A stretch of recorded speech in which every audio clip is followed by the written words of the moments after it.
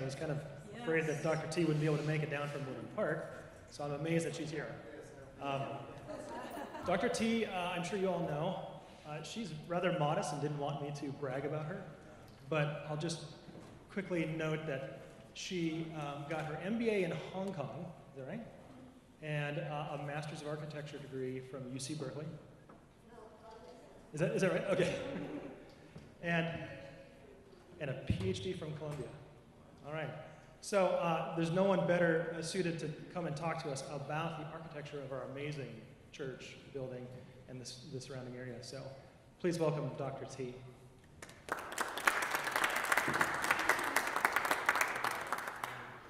Welcome, everybody. This is really all about you. And I'm hoping that you will speak up at any moment. This church is for us. It's not something like some classical monument. It is in action with you here.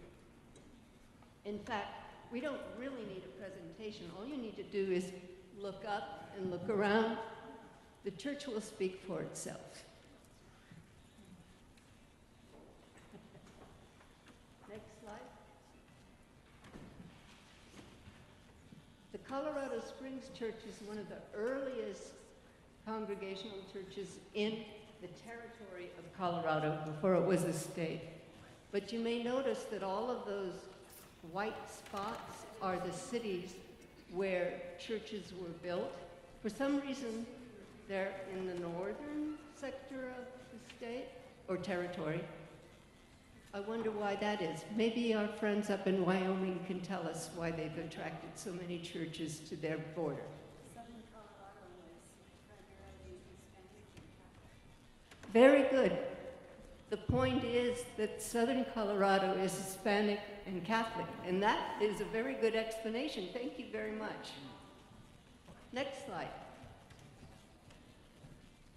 This site was actually on the very periphery of the first city limits when Colorado Springs was first established in 1871. The particular drawing here is from a couple of years later and just shows where the church would be later built next to Monument Valley, the old Mesa Road, and the Front Range behind it. Very few wooden buildings. Next slide. So, the sanctuary here was built in 1889. 4 years later, our forefathers built the Founders Room for more fellowship functions. Unfortunately, the tower needed to be rebuilt very soon thereafter. Next. The first Congregational church, as I'm showing here, is the sanctuary building with the tower above it and the Founders Room to the side, which you will see if you're walking on St. Brain Street and looking toward the north. So that's our principal picture of the church, is St. Brain Church. Next. So, why is the question? Why establish a church? As our cornerstone says, there is nothing without providence. So this is foundational. And as we always say every week, do justice, love kindness, walk humbly. Isn't that reason enough? Thank you.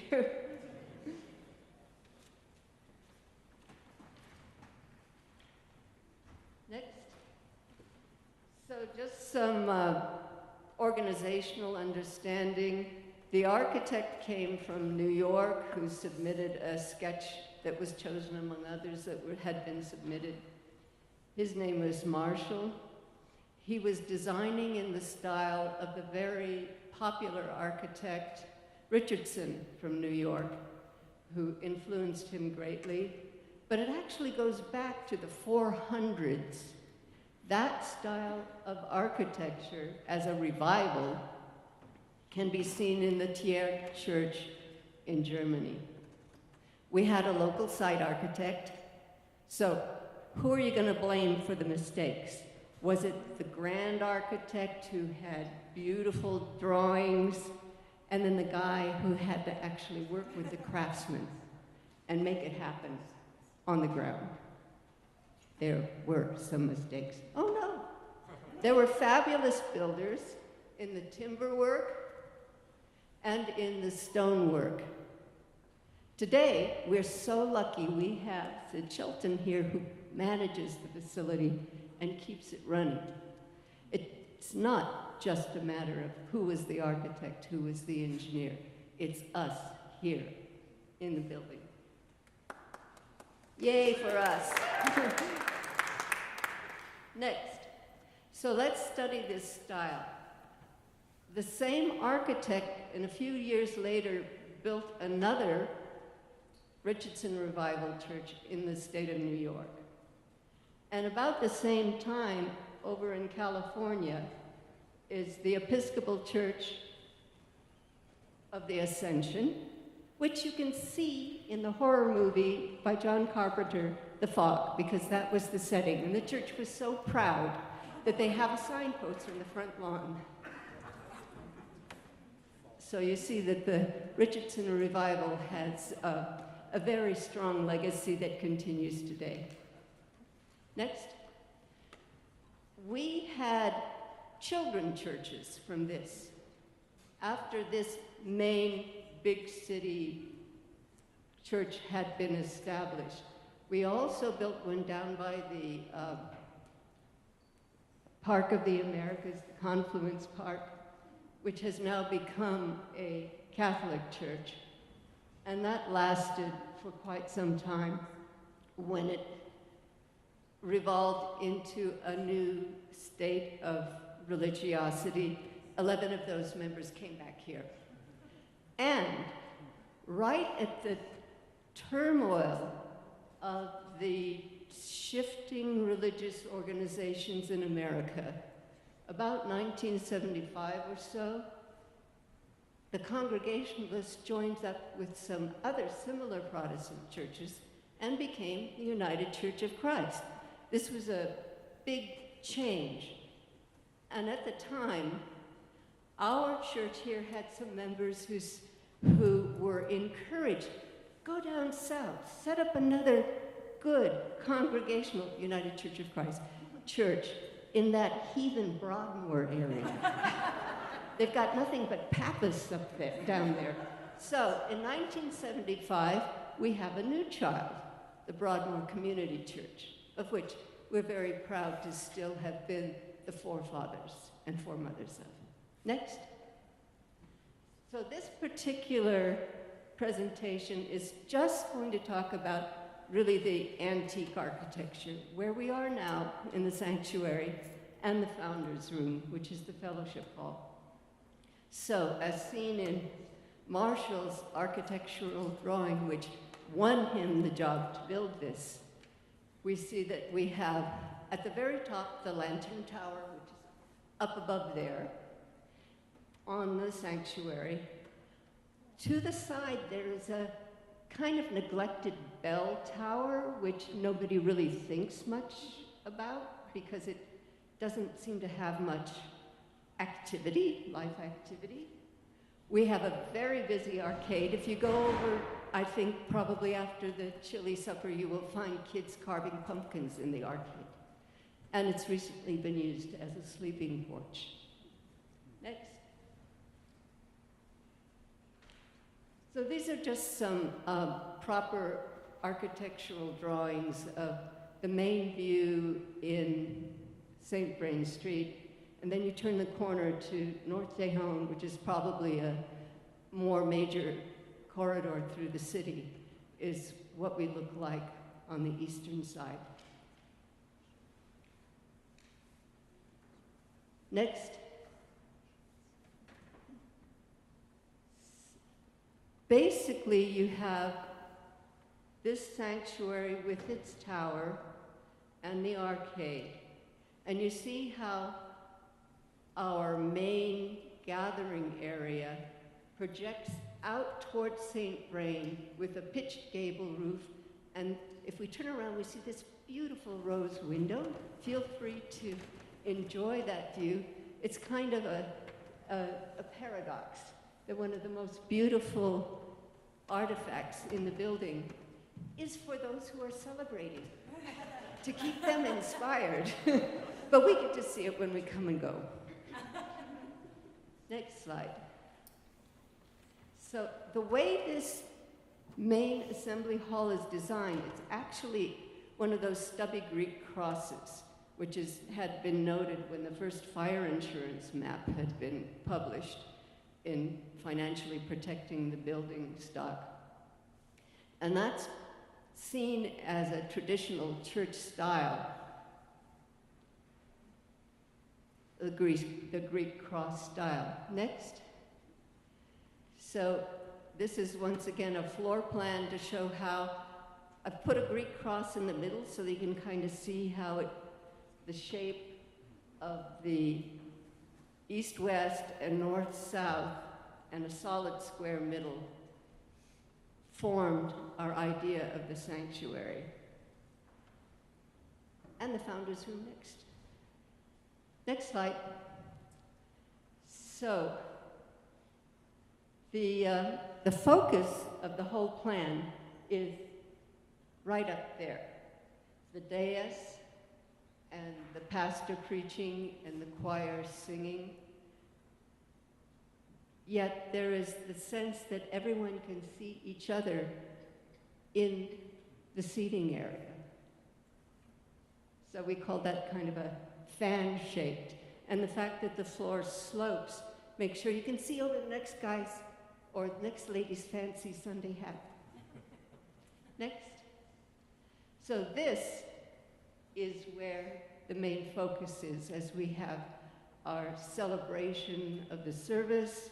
We have the kids taking over the front stairway for storytelling time. That's really the center. Going way back to the picture, the drawing of the original, it was changed on this, wasn't it? There was a railing around that. Was that was built but then changed? I'm glad that you're speaking of that, and we will go into that in a little bit more detail. Yeah, the church had only been in operation for a few years when, oh my gosh, this tower, which everybody in the city was so proud of, hey, we have real architecture in our town. We're an actual city here. And then, oh my gosh, it had to go. But next slide, we'll get to that in a moment. Thanks, Connie. It's not visible because I don't have a very good Xerox of it, but a sketch plan of all of these pews had families' names on them. Now, we are kind of territorial creatures. We like to sit in a certain part of the church and probably in a certain pew and exactly in the seat that we like the best. Well, that has always been part of the human condition. So the church fathers assigned, or actually kind of historically noted, which families were sitting in which pews throughout the whole congregation. And I can tell you, the names, I'm not sure when that sketch had been published, but the names of these families are the kids that I went to school with 65 years ago in District 11. Beautiful foundational families of the town of Colorado Springs. Next. The heart of the architecture, at least, we have to give credence to the organ, the music. It's not just the pipe organ, but it's just the pipe organ. If you have ever sat here to an afternoon concert with the power of the music that comes straight axially through this embracing assembly hall. Now it's said, the church legend has it, that the bellows bringing the air to force the music through the pipes was run by a little guy on a bicycle. Remember, bicycles were new in those days. That was really high tech. Then later it was water powered. We got electric action, and now it's so electronic that David can take the console, roll it on wheels around to the front, turn it, and you can watch the virtuosistic acrobats who are our organists that we never knew they were doing all that stuff back there. But they are fabulous athletes as well as musicians. And we get to feel the music throughout the whole church. We're very lucky. Next. And that music comes into the dome, resonates through all of these varied surfaces. So it truly is a music hall as well as a place of religious worship. Next. Now, fun with geometry. How do you reckon we go from a square here on the floor plan? Up there, we have an octagon. Do you remember those little tubercular huts that were spread throughout the city? The 8-sided? That is one of the symbolic logos of this town. And somehow this New York architect picked up on that. And then square, octagon. Then we have an 8-sided polygon to make the dome. Wow, how did that happen? Thanks to the timber design, the framework, the wooden framework that gradually built up from simple trusses, and then you spin them around in 8 sides, and then you put a dome on top.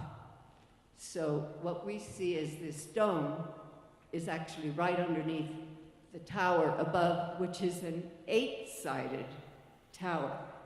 So I think the guy had a lot of fun with his compass and his set square triangle, because that's how they produce their designs. They love geometry and shapes.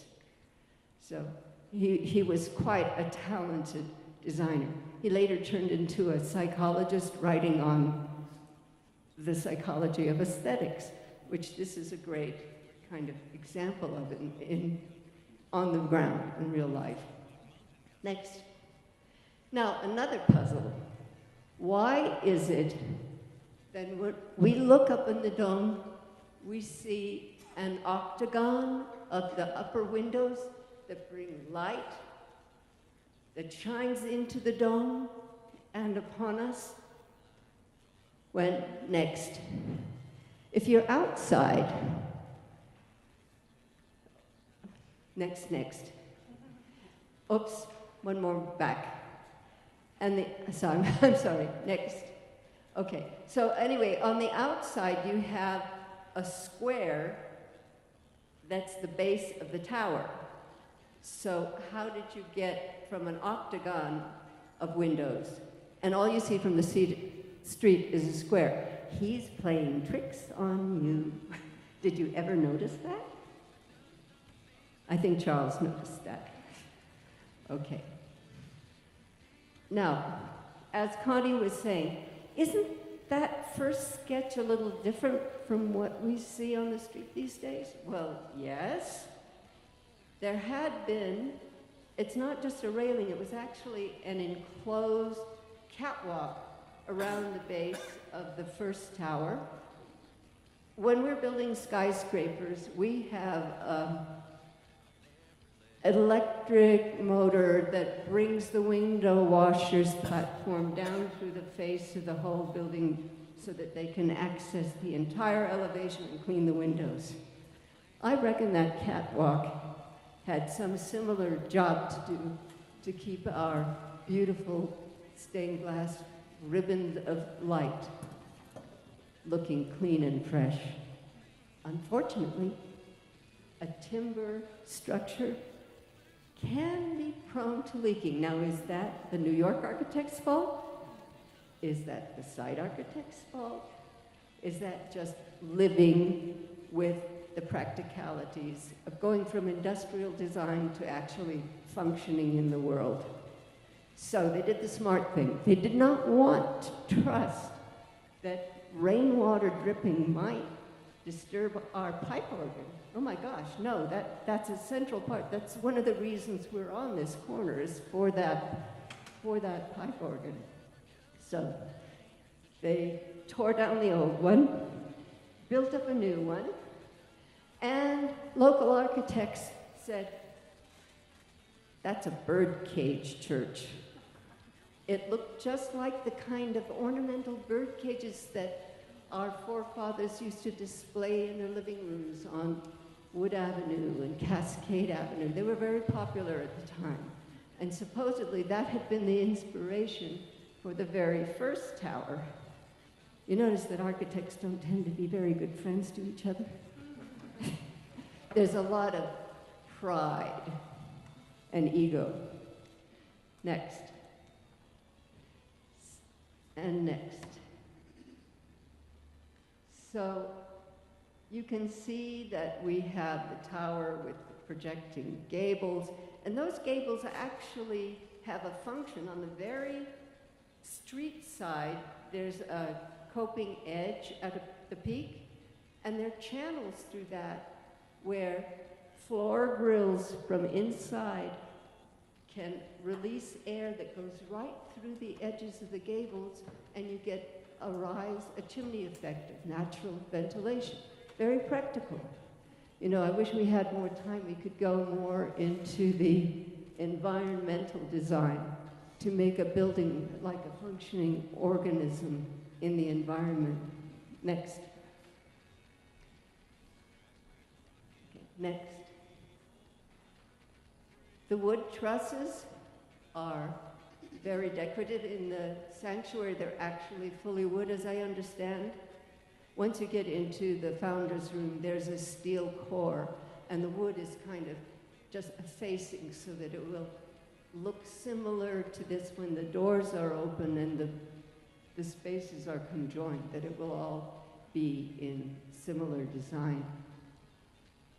Next. And people love the colored windows. I call it color therapy. Let that color reflect upon my soul. Next. And we have the rose window, as we've seen close up. Next, we'll go into the founder's room a little bit more. You see that it's also built of the same stone that had been spit out from a volcano 39 million years ago, shot up in the air, gravity took it down to Castle Rock. And somehow our masons cut the stone and probably used railroad, because we're pretty good with railroads here in Colorado Springs. Might have something to do with General Palmer having been a railroad surveyor early in his career, and then quite the railroad developer. Next. And next. And next. So let's get down to the numbers. The assessor who taxes our physical structures in town, property tax, has noted the total value of all of the improvements, all of the land. And if you look at in detail at the figures, we've just about held value. It has not actually soared in prices. Of course, the assessor's value is decreased from the market curb sale. But this just goes to prove that money isn't why we did this. May I have any other observations? Yes, Victoria. I visit many places when I live you, and this Christian church right around the corner here appears to me not to have the same passion that you've demonstrated for the architecture, the preservation of history, and they're in a place where you just left off money. They're very much in arrears, and they voted that their trustees could sell their church. No. And I was horrified and depressed. So I know you know, I think you're one of the finest speakers that I have heard, and I am a public speaker myself, but I think it takes someone to, like your lecture today, to draw the history of how this got here, the kinds of people that have been here, and why this church right now is thriving in a lot of ways. So I think it takes a passion, and there are people here with passion. So I think this kind of thing where you can't value everything by money, and worshiping is not just about the money, but the integrity of Colorado Springs must be preserved. And we're the preservers. And so I'm thankful for your being here, and I'm thankful for the people that are here, because our city needs still our city auditorium. I was interviewed by KOAA television, a passion to preserve the integrity of the architecture vision. I want to thank you, Victoria, for underlining that point. And but city council. thank you, Victoria. Yeah. That's enough. Yeah. Thank you. So Thank you, the though. point is that it is about you and being here and your experience here among the community. And we have this theatrical framework around us, which happens to be fabulous. But it's the community here, the strength and heartbeat of First Congregational Church in downtown Colorado Springs. Yes, please, Jim.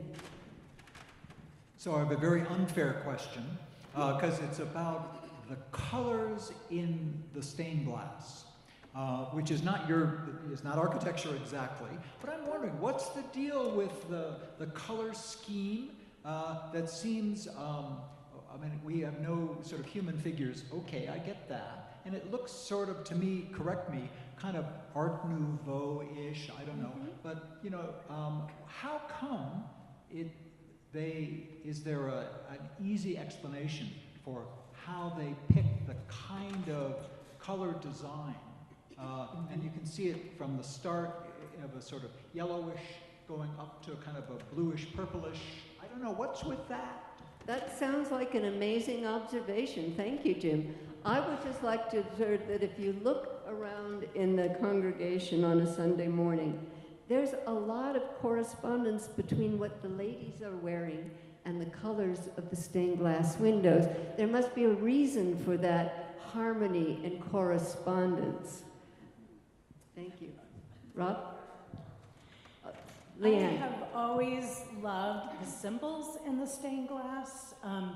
I know many churches of this era have, you know, biblical scenes or depictions of Jesus or more. So I don't know, can you speak to why these symbols were selected and if it is unusual or if it's typical for this style?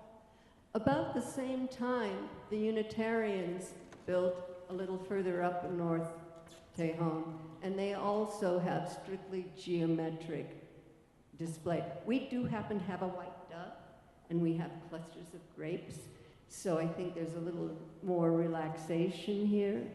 The leaves with the cherries are fabulous. I suppose that this was a place that did not want to glorify the ancient rulers and prophets, but rather the living church. It's vegetal. There are flowers and fruits and the beauty of just shapes, which kind of is an echo of what the architect was playing with here. Connie? Stick around. We're going to hear a lot more about that in the 150th, because a year from now, you know, we'll be celebrating the 150th anniversary, but we will be having tours of the church, and we're going to count on Dr. T and several other people to do a lot of this research, and you'll be hearing a lot more about the church in the stained glass. Thank you. And we have Rick has a point. I'm not trying to steal any of your thunder. So, rumor has it that there was a choir loft back by where the rose window is originally. When our son, who is now 42, was pretty active in here as a young person, the kids spent a lot of time crawling up into the bell tower, and there was thing happened once when somebody was out on a relatively unsupported piece of ceiling and fell through, kind of where the ramp is or where the door is. That it would be in my corner. Right, Yeah. right. So that necessitated some repair. The first week of IHN staying here, Say the words, not Interfaith Hospitality Network, Thanks. there was a blizzard. And Lucy and I and our dog had been one of the couples that stayed overnight. There's a kind of stone vent in the attic on the west end of the founder's room. It had filled with snow. The snow had blown in, and Lucy and I were in the founder's room. Lucy was sitting at a table, and our dog was laying down. The weight of the snow caused about a 6-foot square of the ceiling to collapse. And we were bombarded with plaster. Luckily, nobody was hit, but it missed Lucy by about a foot. Oh my gosh. So that's not architectural exactly. Well, yes, it is architecture. But we worry about snow infiltrating some of the openings, and that was a good example of that. Yeah. Okay. And also the point about that bell tower. Have you heard the bells? No. No. Why? I mean, Grace and St. Stephen's has bells that you can hear. I grew up with the sound of the shrine up in the Cheyenne Mountain. Every 15 minutes you could hear it. For some reason, the neighbors here refused to allow us to ring our bells with the standard electronic circuit of musical songs. So we have a silent bell tower. Well, one of the reasons is, have you ever tried to maintain something that doesn't have any access except a couple of ladders propped against the stone wall? So we have opportunities where we can refresh the functionality of the original architecture that was built here if we want to take that challenge. But let's stay safe. And thanks to Sid for keeping us working and safe.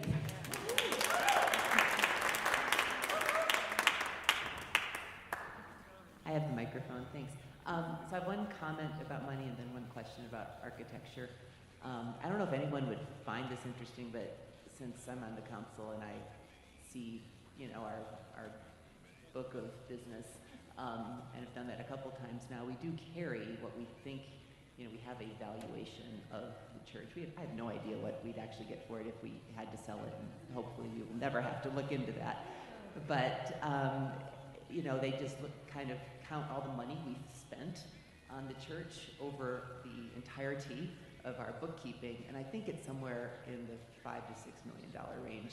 I don't have the treasurer here, but just what the assessor says and what we've put from our capital campaigns and so forth into the structure is a little bit different number. Oh, that's a very good point. Let me just speak to that. That proves how much we love our church, that we are willing to invest and keep it vital. As a place, hey, there's a blizzard out there, and we drove through these icy roads to come here for very strong reasons. So thank you for highlighting that, Nancy. Do you have another point? I do, Jen, and you were probably alluding to this, but of course all the pictures of the tower from the outside are square, and then we have the octagon. So I'm assuming that there are dead corners times 4 where there are windows twice, once on the outside square and then this set of windows on the inside octagon, and we're seeing slightly dimmer light because we don't have direct light from the outside, but I've never seen a diagram Very good. that show empty triangles. Well, what you have is windows that are operable in those areas, that they can be electrically opened and you get natural ventilation through there.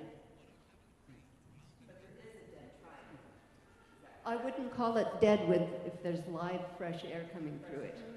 Yeah. Yeah, two sets of windows.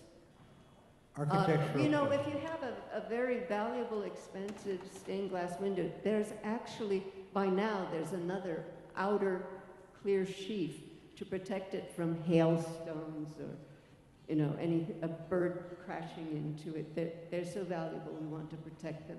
So having rebuilt the tower turned out to have been a useful idea for other reasons, despite the fact that the old one looked like a birdcage. Architecturally, I'm fascinated by the grand stonework. Do you believe the designers designed the stonework first and the structure second, or vice versa? I think it came all at once. Just an immediate concept came. I don't know, because I'm not that architect, but the way we work is as a monolith. We don't do little pieces and then little pieces and little pieces. It's like, what is the image? What is the power of this design? And then they gradually articulate it, refine it, hopefully conjoin it so they match. Sid? Yeah, I was just going to follow up on Jane's comment. It's exactly correct. There are triangles up there that are, you can call them dead space or not, that convert from square to octagonal. I haven't been up there, but I've been with the guys who have been up there because we did a lot of renovation on these windows some years ago and put motorized openings on the windows on Thankfully. the outside as well as those on the inside. So Yeah. to get full ventilation, you have to open an inside window and an outside window. One's on one side of that rectangle, one's on the other, or triangle, and one's on the other side. So. Thank you for that detailed explanation to help us understand. I appreciate that, Sid. The guy who actually works on the building knows how it functions, probably even better than the original design team did. Charles, finally, yes. Yep. I would like to have you listen to the audible bells ringing. They don't just ring, they tintinnabulate. Yes, in tintinnabulation. this space. And it Of the occurs bells, bells, bells. every Sunday we are here. So there is a virtual sound that permeates the neighborhood in spite of the ne'er-do-wells who don't like the rhythm of solid cast brass bells in the neighborhood.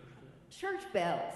I also would like to say about the stonework, the master masons had a very keen eye.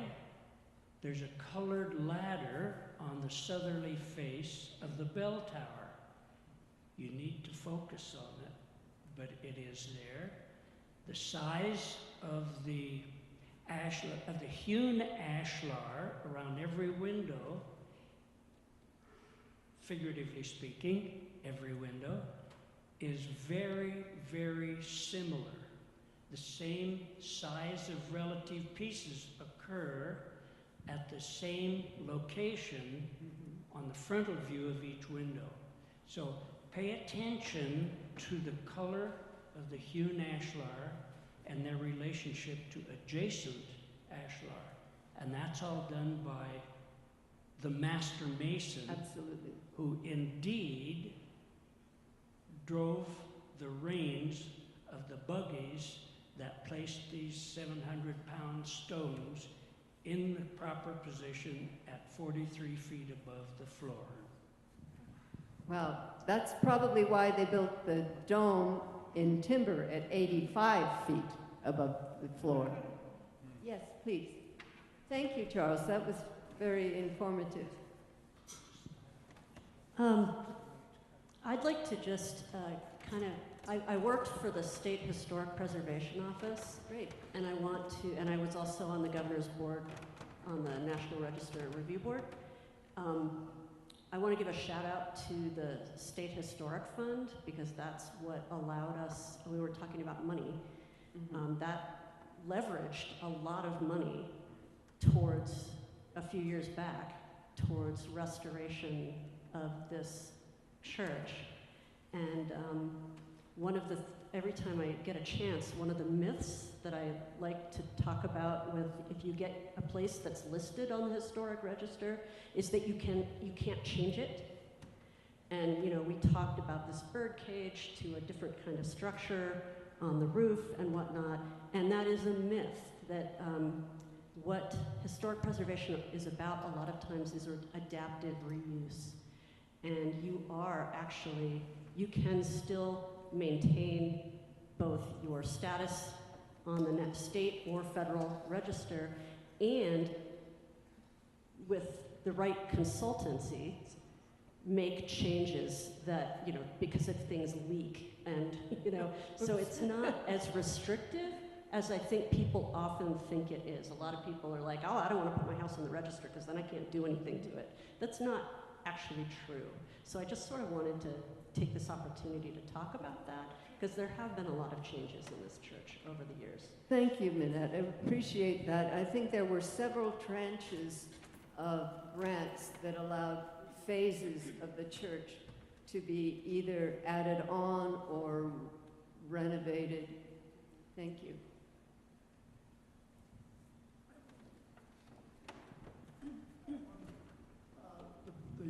There are, in fact, bells in the bell tower. However, the bell in the bell tower, it does not have a clapper on it.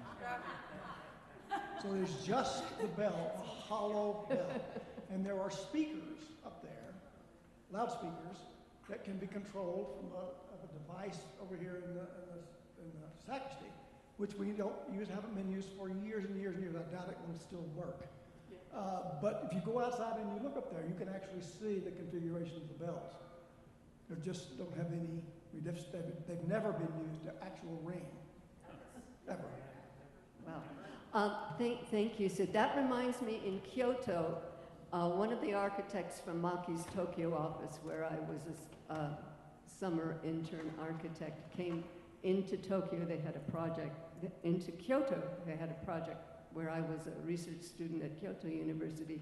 He took me to one of the big brass bells, taller than me, suspended by a rope with no clapper. And he showed how just by touching it like a sound bowl, he could bring the resonance of a tintinnabulation. Yeah. We don't need clappers. But now it's time to clap because it's almost time for our Harvest Festival church meal. Thank you very much for participating so actively. Thank you so much to Dr. T. This is one of my favorite topics ever since first coming to the church and falling in love with the architecture, so thank you so much for all the information. Thank you, everyone. Please be back next week. We have Lisa November coming to Forum to speak on Thich Nhat Hanh, so please come back and stay for Fall Fest. Yay.